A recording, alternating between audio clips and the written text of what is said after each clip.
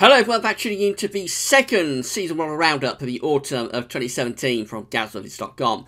So last month we did the first season 1 roundup for the autumn of 2017. Quite an interesting update. There's a very strong signal from update number 1 for a milder or warmer than average autumn. Pretty much every model, I think, was going warmer than average or milder than average for the autumn. In terms of precipitation, there was a 50-50 split. So half of the models were going for quite a wet autumn, half of the models were going for quite a dry autumn. So no clear signal for precipitation, but a warmer than average autumn was very strongly signalled. We've got many more models to add to the mix for this second update. We've got 12 long-range models. Normally it'd be 11, but we've got 12 today, so we're adding an extra one in. I'll tell you about that when we get to it.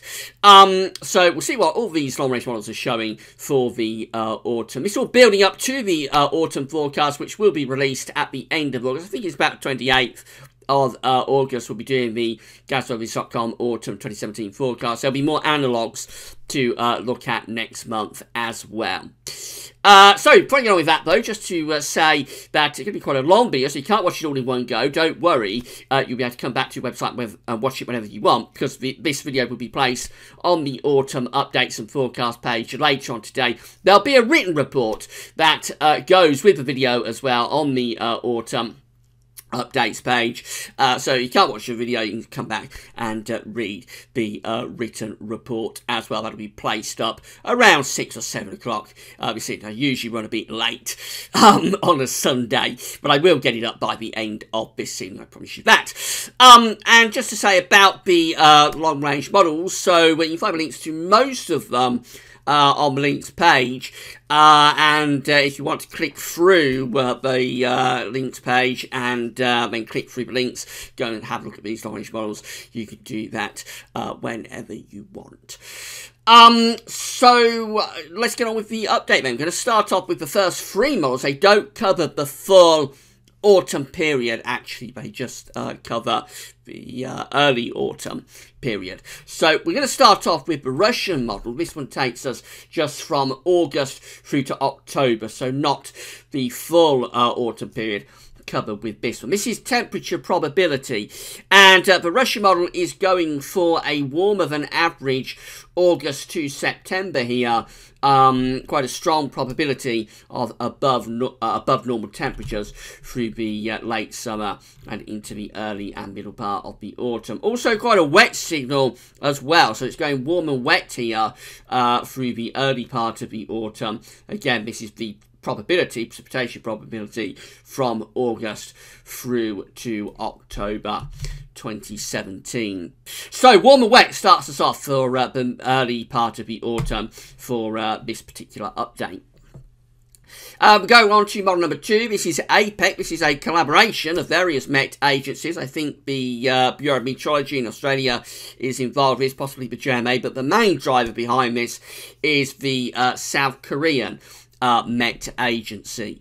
And again, this is 500 millibar heights, taking us from August through to October, so not the full autumn period covered with this particular model. We find that we've got above average heights this time, centering around the UK and also around many central western parts of Europe too. That looks like quite a dry and settled signal. The temperature anomaly for the early autumn, August to October, is coming out above average, so a warmer than average early autumn is predicted. And also for precipitation, that is coming out a little bit on the drier than average side. Perhaps not as big a deviation as you would have expected, given the 500 millibar height anomaly, but warm and dry really for the late summer and early autumn period from APEC.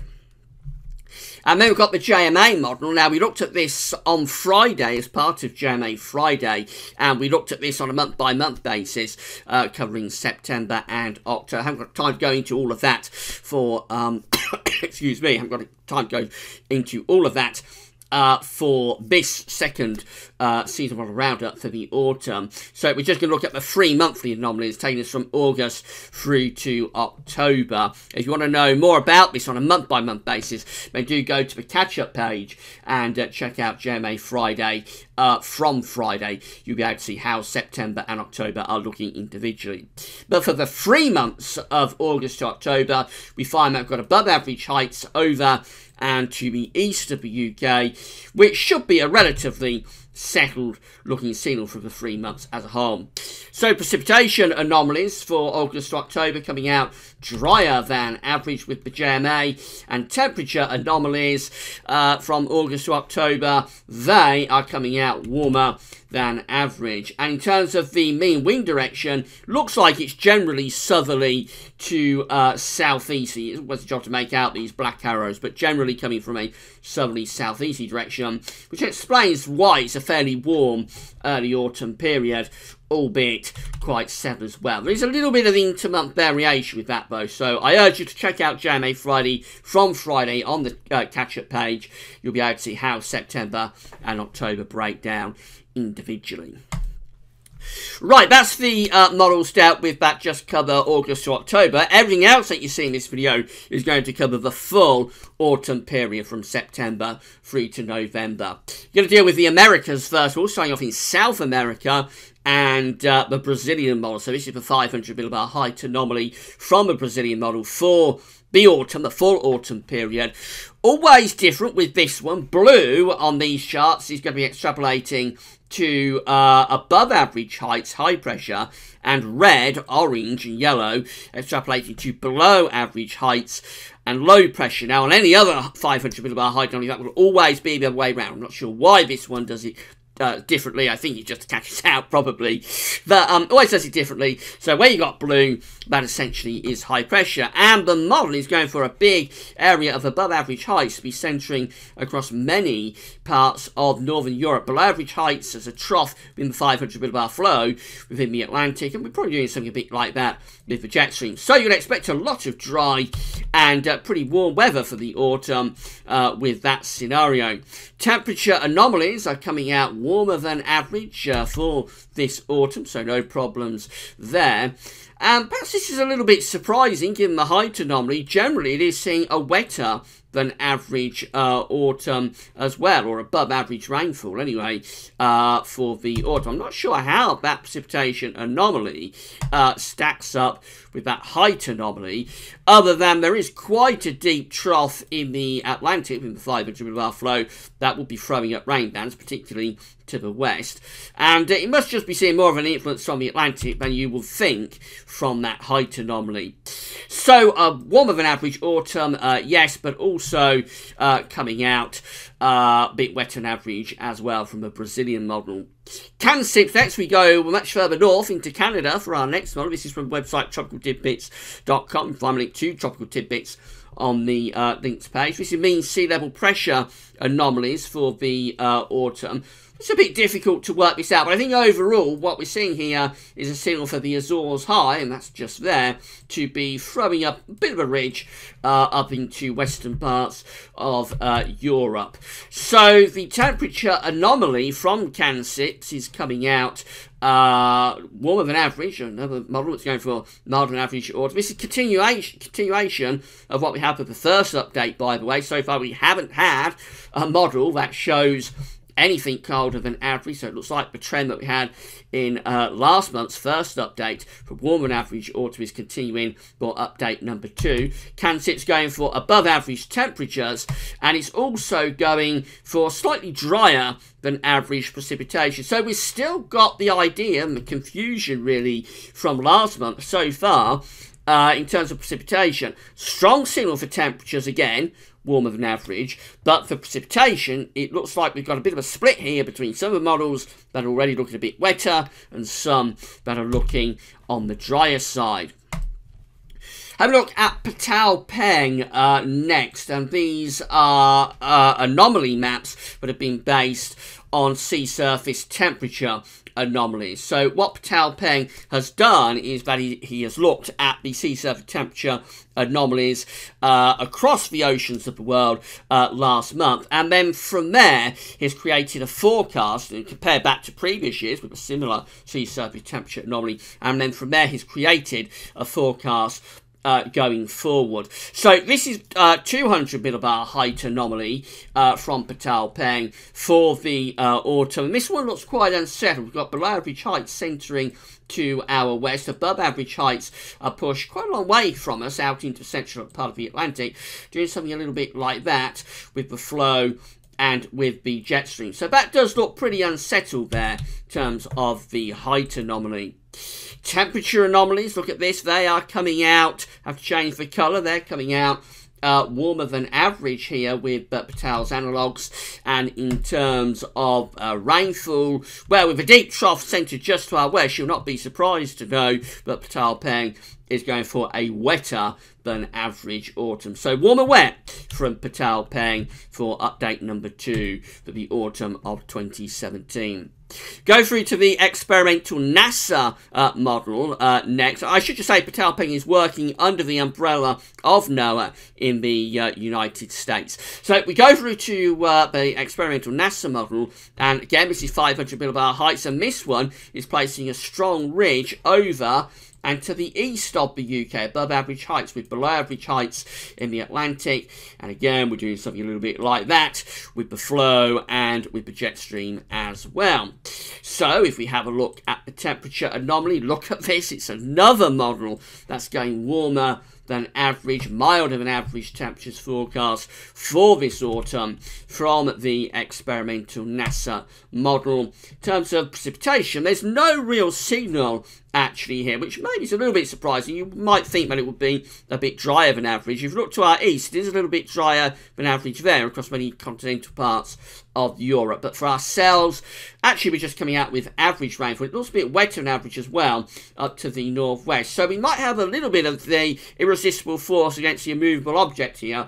I assume that the NASA model is seeing quite a lot of low pressure in the Atlantic. And of course we know we've got this big ridge sitting to our east. So it's perhaps a case of let battle commence, with westerlies trying to bring a lot of rain and easterlies from that ridge trying to keep things mostly dry, which leaves us in a bit of a no man's land, and that's probably the reason that the model is coming out with near normal rainfall. A little bit indecisive in terms of rainfall, but in terms of temperature, strong seem to be warmer than average.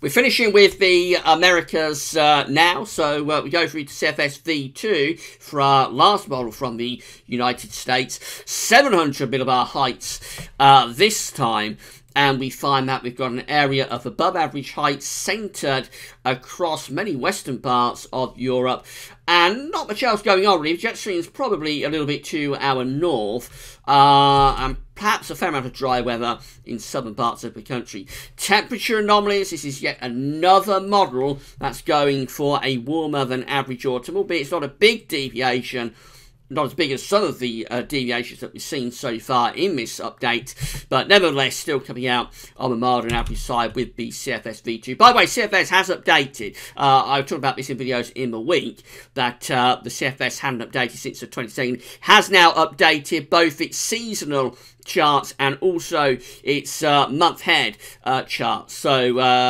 everything is back in order and working shipshape at the CFS website. For precipitation for this autumn, we find that it's a bit wetter than average for Scotland and Northern Ireland, nearer normal elsewhere, and drier than average across France. So it implies that what's going on is that there's a ridge centering around here. We've got quite a lot of low pressure going on up here, and then in between the jet stream is doing something a bit like that, I would have thought. So quite a bit ridgy across France, but northern areas particularly impacted by low pressure.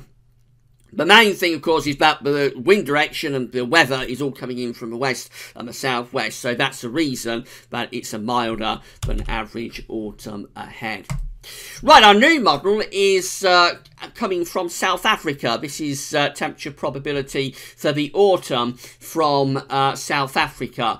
And the British Isles just here in the far right-hand corner of the chart as you're looking at it, of course. So the model is seeing things to be a little bit on the warmer than average side for this autumn. In terms of the probability, anyway, it is going for a slightly warmer than average autumn, particularly so, interestingly, for northern areas, less so for southern areas. And you'll notice that actually for many central parts of Europe, it is seeing a rather cool autumn. It's our first model that possibly hints at something, a chance anyway, of something a little bit colder for some parts of Europe this autumn. And this is probability, so it's not an anomaly map.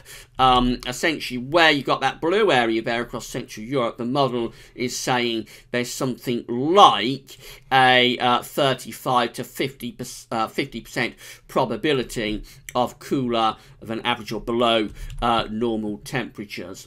So that's the first one that hints that there might be something a little bit cooler this autumn across parts of Europe, the South African model. In terms of precipitation, very strong probability for a significantly wetter than average autumn. Look at that, those deep blue colours there are over the UK and to our west as well, where we've got these deep blue colours.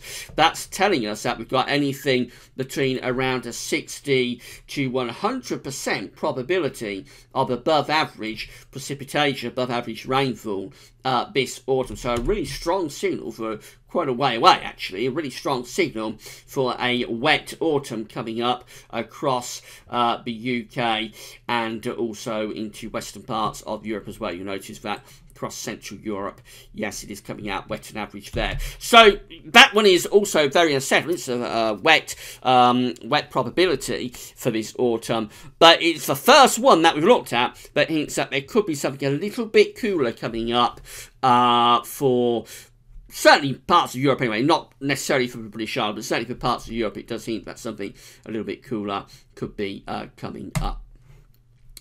Okay, on to the Beijing Climate Centre, over to China next. We're touring around the world now. You notice we've gone from South Africa to China.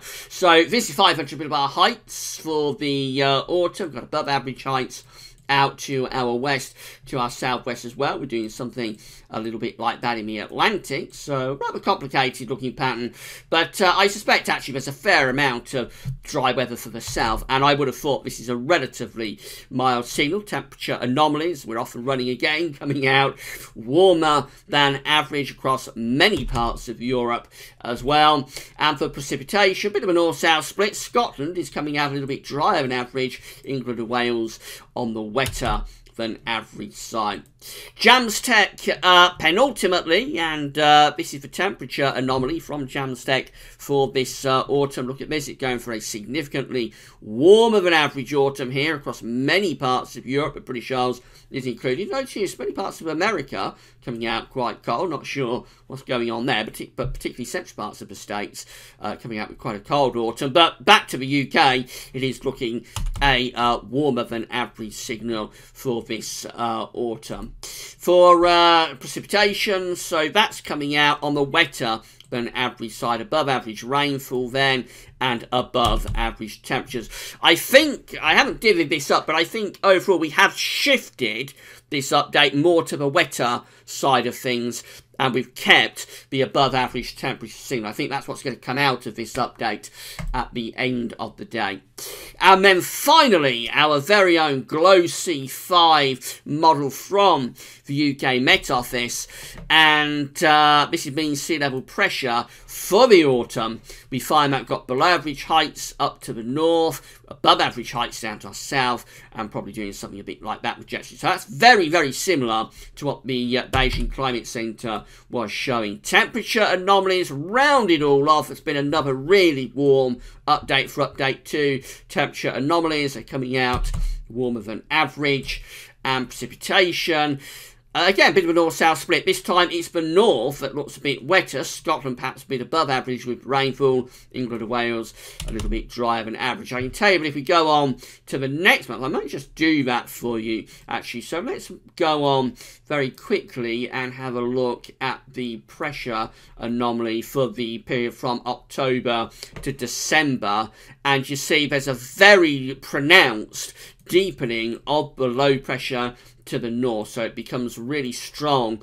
Low pressure to the north, the above average heights is pushed to the south, the jet stream is strengthening too. That would be coming right through the country like that. So it implies that later in the autumn, things might turn very unsettled, possibly even very stormy as we get through into late autumn, sort of November, possibly to December. That still leaves us with warmer than average temperatures from October through December. I don't normally do this, but I thought I'd just go off on a bit of a tangent at the end. So that leaves us with above average temperatures again from October to December, and for precipitation, it leaves us much wetter. Late autumn turns very wet. So what could be going on there is that it's picking up a signal for a fair amount of anticyclonic weather, perhaps, in September. I might be reaching a little bit with this, but perhaps a fair amount of anticyclonic weather in September.